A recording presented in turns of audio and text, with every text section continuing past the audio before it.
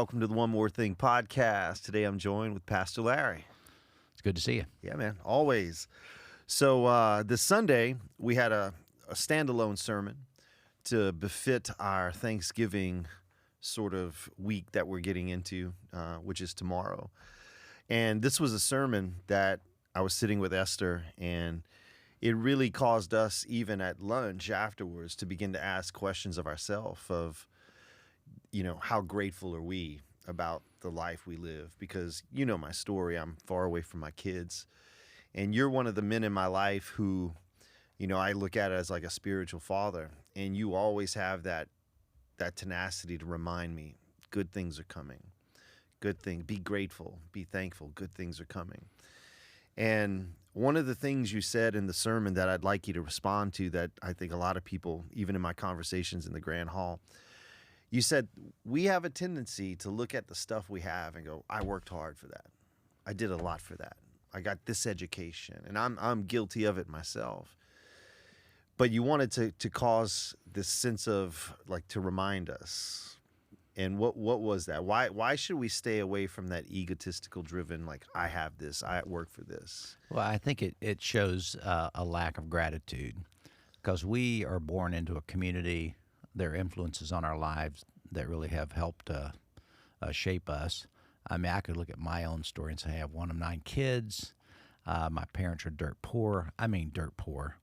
And I was the first one. I was number 6 born, the first one to get a college education. As a matter of fact, out of all the kids in my family, not that some didn't get a high school diploma, I was the only one who actually walked across the stage and got it. Wow. And look at me. See all I've done. I did it. I'm determined. I'm driven. And my ego takes over. Yep. But in those moments, I simply need to pause and say, but God, I want you to know I'm so grateful. I'm grateful for every breath that I get. Mm-hmm. I'm grateful for the country that I live in. Mm-hmm. I'm grateful for the fact that even though we didn't have a lot, I had 2 parents. Yep. And I had a roof over my head. And we didn't realize we didn't have. Until now, I look back and go, man, we were just so poor. I can't believe it. Mm-hmm. But there was a certain amount of contentment. Yeah.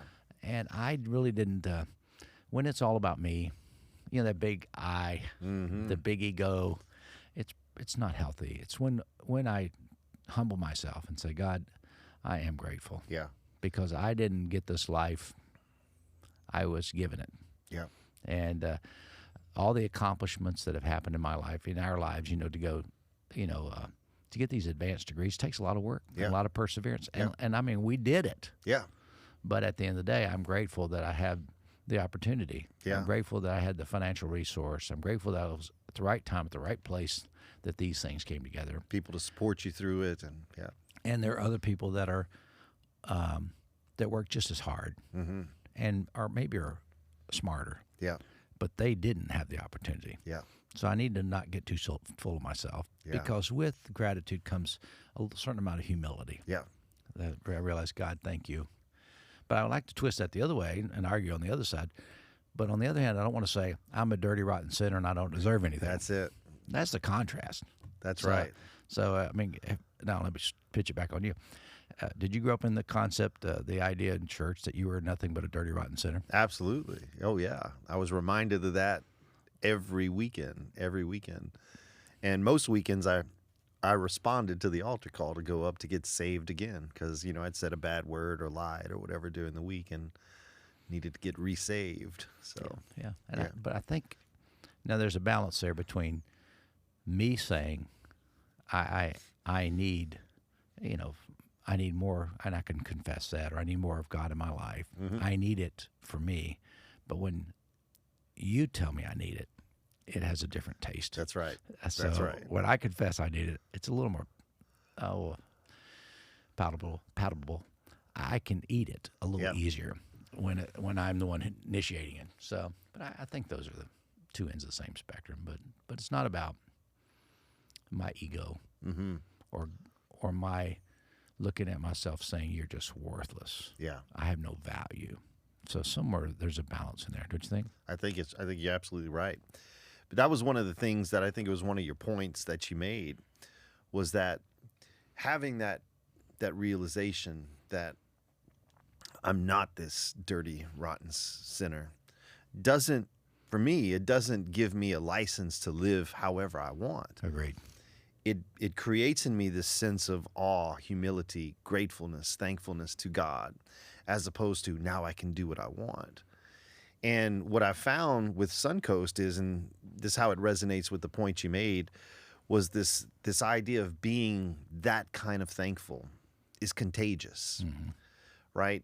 Whereas I think the other side is contagious as well, like to be ego-driven. Like we look at our social media posts that some people, but it's all ego. It's all the I, what the French call the moi, which that can be contagious as well. But I think there's something valuable about what you said about when I live a life that is thankful to God, I'm not bringing God my list of wants, but I'm bringing my God my list of thanks. That becomes contagious. And how has that been true in the life of Suncoast? How have we seen that life of thankfulness be contagious with our staff and our community? Well, I think that living from the inside out, or living this upside down kingdom that Jesus taught, understanding that I am grateful is transformational. We don't live a life motivated by fear. I'm not motivated by fear of burning forever in hell. I'm not motivated by this concept, I'm such a bad person, life for me, unless something intervenes and I accept Jesus, then all of a sudden my life can change and be transformed. I think a better way to say that would be that God loves me. And when I realize and I'm thankful for that, that becomes a transformational concept. Yeah. And here we don't beat our staff up. We don't say, here's a rule of conduct. You have to do this or you can't be on staff, or you have to be like church membership. You have to, you can't drink and you can't do this. And, or, you can drink and be a member, but you can't drink and be an elder. Yeah. I mean, there's all these different rules for different, but you got to come to church. You got to tithe. You got to do all the, unless you agree to all these things, you can't be a member. Now, you can be a friend. Right. You just can't be a member. And I've been on church staffs where someone gets divorced and they're fired. Yep. And it doesn't matter whether they're at fault or not. Yep. And we just don't follow that philosophy. We believe that we are all God's kids.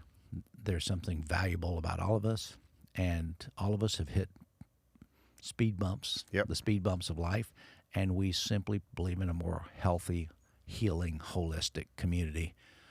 None of us have it all together, but we're all on the right journey, and that, I think that's where the transformation happens. Yeah.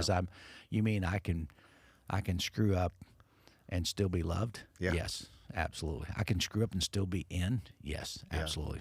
And that's just a different approach. And I think it goes back to like what we believe is transformation.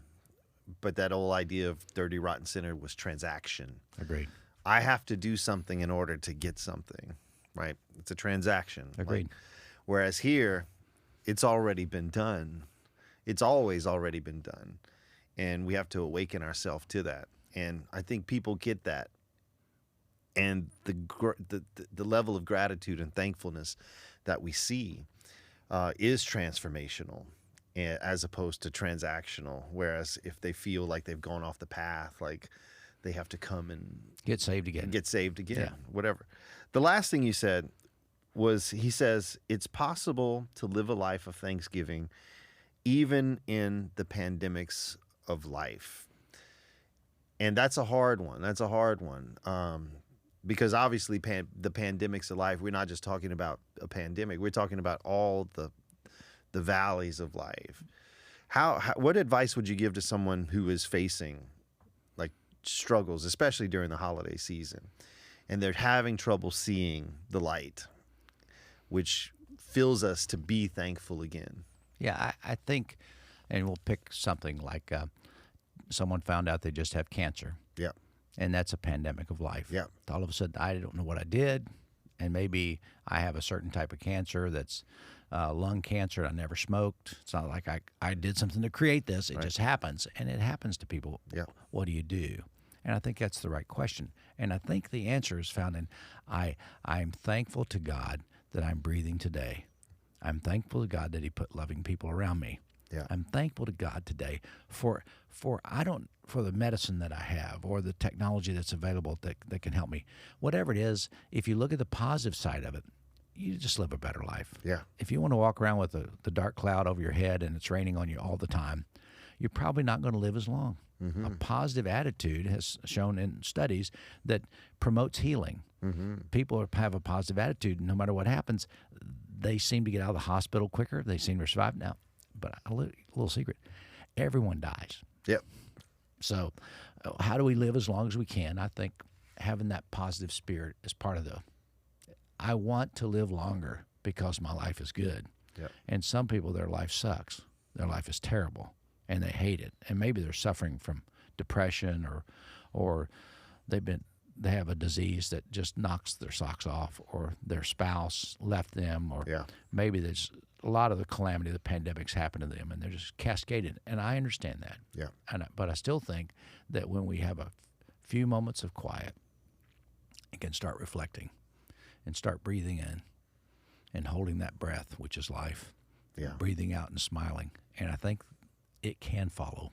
And whatever days I have left on this earth, and I hope there are years, maybe another 100 years, but I want to be a positive, to where I'm impacting people and helping them in a good way. And sometimes if it's all about me, I could get very distracted. But when I see people around me who are hurting and I can make a positive benefit to them, I think it's valuable. Yeah. Walking out of the store and smiling, or going up to customer service and say, "Hey, are you having a good day?" And they say yes. Or I saw a guy at some attraction, and the guy's like 6'5", and you have to be 42 inches to ride this some kind of inner tube snow globe thing. And I said, "Did you measure? Are you tall enough?" And maybe so. And it's just trying to keep things light and trying to be pleasant to people. Yeah. I try not to scowl. Yeah. I see people that are smiling, and I like to see people smile. I'm very conscious of my facial expression when I walk in public. Yeah. I don't want people to see me with a furrowed brow. Yeah. Why? Because I want to be a positive impact. And the more I smile, the better I'm perceived, and also the better I feel. Yeah. So a change of perspective is important for our a healthy life. Agreed. Like you said. I heard a preacher say one time, he says, "Tell me something that's grown into something beautiful that doesn't have dirt on it." And he says, you have to understand that what seems to be a part of your life where you're buried, don't view it as, I'm buried underneath this, but I'm planted and I'm about to grow. And I think that's a powerful statement to simply say, when life seems to be crushing you, don't find yourself buried. Find yourself planted, because that's how growth happens. I think it's fair. That's well said. So this weekend, you and I are up, and we're cranking up our Christmas theme series through Advent, through the 4 weeks of Advent before our big Christmas Eve service. And this week is all about hope. And I think the people are going to be really, really impacted by our dialogue together and the special guests that we're going to have. And I'd say come prepared to be encouraged. Yes. Is a good thing. That's awesome. So they just have to be here to see it. Yep. It's all about hope. Can't wait. Me too. Thanks, Dr. Baucom. My pleasure.